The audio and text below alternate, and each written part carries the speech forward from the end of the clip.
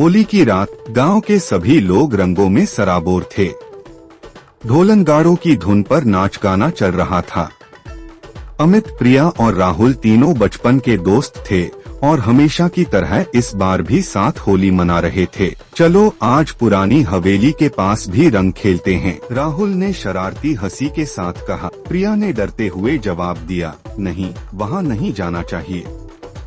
दादी कहती हैं कि वहाँ कुछ अजीब होता है। अरे सब बकवास है, चलो ना, थोड़ा रोमांच भी होना चाहिए।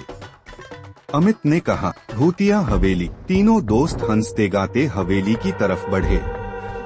हवेली खंडहर में बदल चुकी थी, लेकिन वहां पहुंचते ही अजीब सन्नाटा छा गया। अचानक हवेली के अंदर से किसी के हंसने की धीमी आवाज आई। ये कौन है? प्रिया घबरा गई। अमित ने लापरवाही से कहा, शायद कोई और भी यहाँ आ गया होगा होली खेलने। जैसे ही उन्होंने हवेली के अंदर कदम रखा, उन्हें जमीन पर गुलाल बिखरा हुआ दिखा, लेकिन ये कोई साधारण गुलाल नहीं था, ये खून जैसा लाल था। भूत की होली। अचानक हवेली का दरवाजा जोर से बंद हो गया।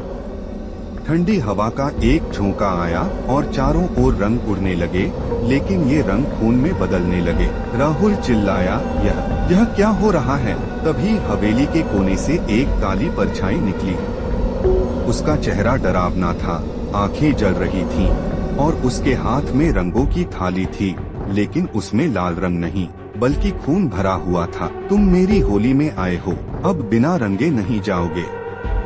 एक भयानक आवाज गूंजी। वो परछाई तेजी से उनकी तरफ बढ़ी।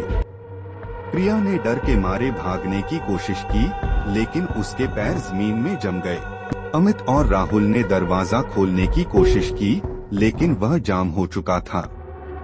तभी वह भूतनी उनके करीब आई और उनके ऊपर खून के रंग डाल दिए।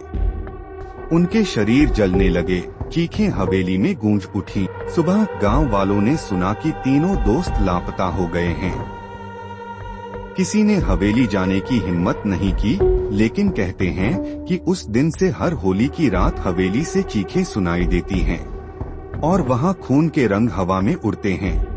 क्या तुम उस हवेली में होली खेलने की हिम्मत करोगे?